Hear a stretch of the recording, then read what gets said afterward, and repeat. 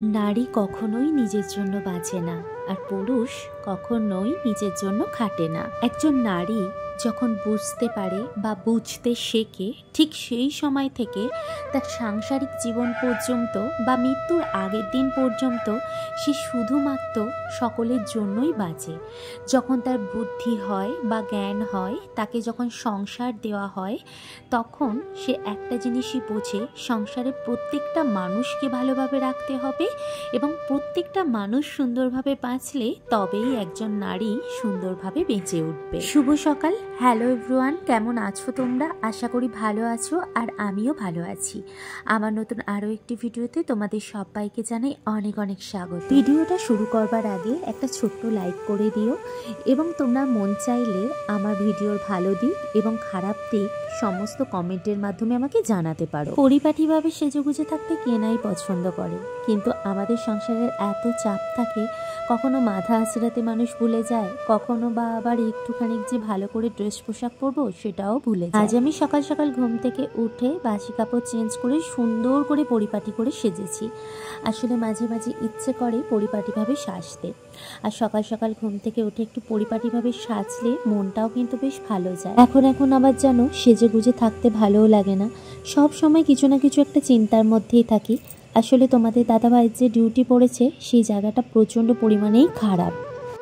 একটু বাজার করতে, তো কিছু সবজি বাজার করে নিয়ে আসি, কারণ সবজি সেরকম নেই ফ্রিজ। তো এখন যাব, এসে তারপর একটু খাবো, কারণ খিদেও পেয়েছে। তো চলো, রেডি হয়ে গেছি, এখন বেরোই। এত টেনশন আর চিন্তার মধ্যে দিয়ে আমার প্রত্যেকটা দিন যায়, তো কখনো কখনো কি খেয়েছি কি করছি সারাদিন সবটাই আমি ভুলে যাই। মাঝে মাঝে মনে পড়ে, আরে আমি সেই কাজটা করেছি তো। তারপর পরে যখন গিয়ে দেখি, তখন আমি বুঝতে পারি যে হ্যাঁ, আমি কাজটা ঠিকঠাকভাবে করেছি বা হয়তো করিনি। এখন বেরিয়ে পড়েছি তোমাদের সঙ্গে নিয়ে বাজার করতে। এই সামনের যে একটা সবজি দোকান আছে আমাদের ঘরের পাশে, সেখান থেকেই বাজার করে নিয়ে এসেছি, আর খুব কমই বাজার করেছি। আর ঘরে বিস্কিট শেষ হয়ে গিয়েছিল, মুদিখানা কিছু জিনিসও শেষ হয়েছে, সেগুলোও নিয়ে এসেছি। আসলে বাড়িতে যদি একটা ছেলে থাকে তাহলে এই কাজকর্মগুলো ছেলেরাই করে, মেয়েরা ঘরের কাজ নিয়ে ব্যস্ত থাকে। আর আমি হচ্ছি একটা ছেলে, একটা বাড়ির বউ, একটা বাড়ির মেয়ে, আবার একজন বৌমা হিসেবেও থাকি। ওই সময় সময়ে নিজের প্রতিভাগুলোকে শুধু বার করতে হয়।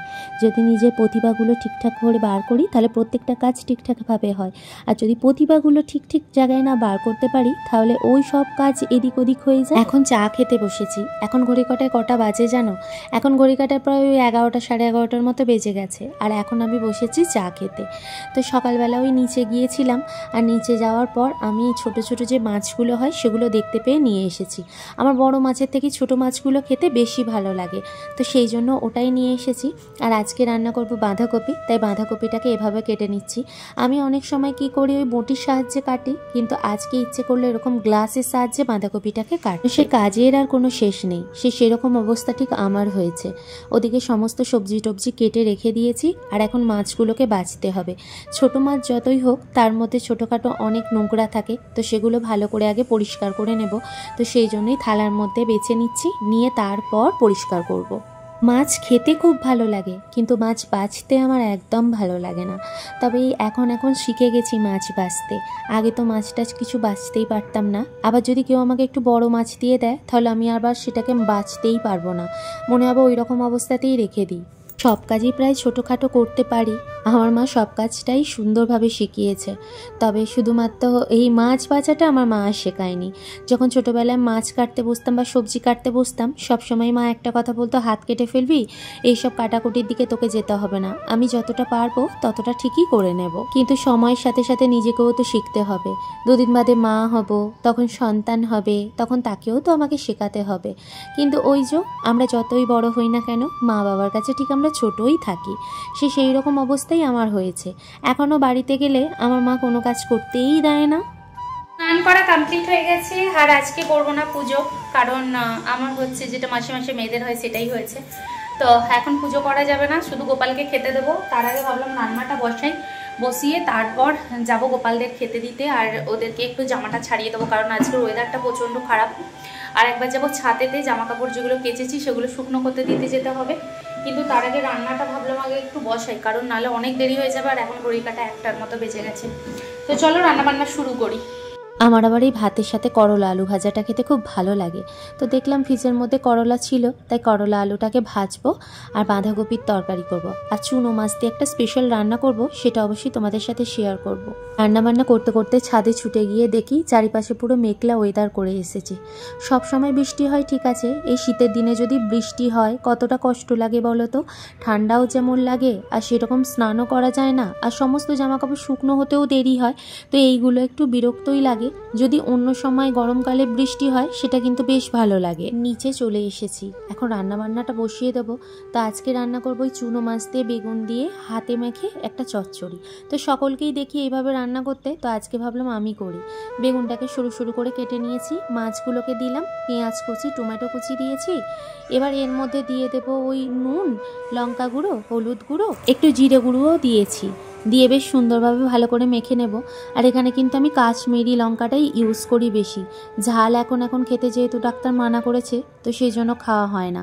আর এখানে সর্ষের তেল দিয়েছি বেশ কিছুটা পরিমাণ, আর অনেকক্ষণ ধরে বেশ হাতে করে আস্তে আস্তে করে মেখেছি। আর মাছগুলোর গায়ে যেহেতু অল্প অল্প কাঁটা ছিল, তাই ভয়ে ভয়ে কিছুটা মেখেছি যাতে হাতে না লেগে যায়। তো আস্তে আস্তে এরকম করে সুন্দরভাবে মেখে নিলে খুব সুন্দর খেতে লাগে। আর অনেকটা টাইম ধরে যদি মাখো সেটা কিন্তু আরও সুন্দরভাবে মজে যায়। সুন্দরভাবে মাখা কমপ্লিট হয়ে গেছে, গ্যাসের মধ্যে বসিয়ে দিয়েছি। এবার এর মধ্যে হাতটা একটু ধুয়ে জলটা দিয়ে দেব।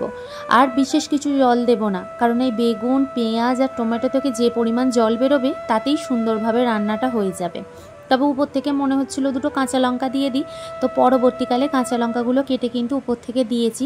দিয়ে বেশ সুন্দরভাবে ঢাকা চাপা দিয়ে দিয়েছি, দিয়ে সুন্দর করে ভাপে বসিয়ে দিয়েছি। যে অনেক চিংড়ি মাছ ছিল, তো আজকে ভাবলাম বাঁধাকপির মধ্যে যদি একটু চিংড়ি মাছ দিয়ে দিই তবে খেতে খুব ভালো লাগবে।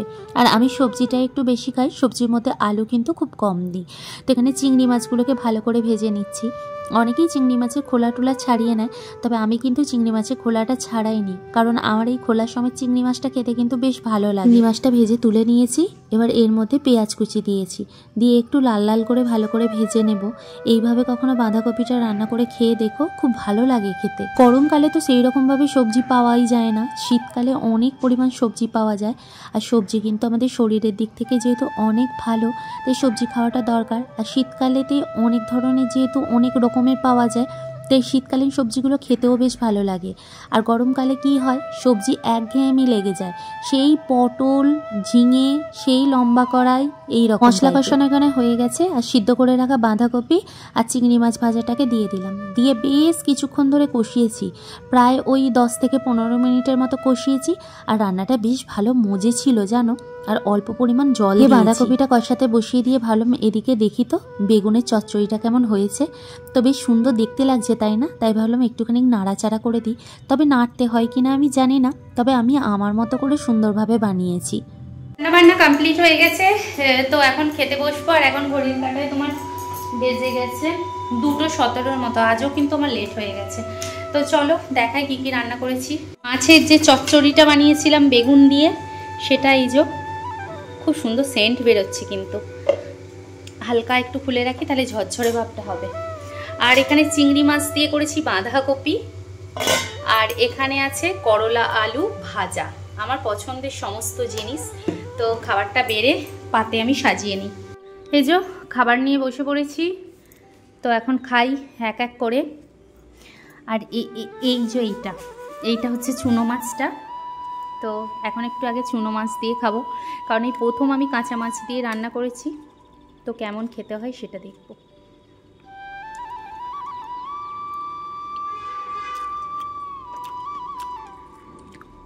সত্যিই অসাধারণ, হাতে মেখে যে চুনো মাছের চচ্চড়ি এত সুন্দর হয় সত্যি আমি জানতাম না।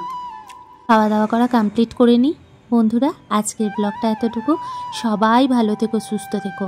আর সবাই প্লিজ আমার ভিডিওটা যদি মনে হয় ভালো লাগছে তবে একটু করে শেয়ার করে দিও।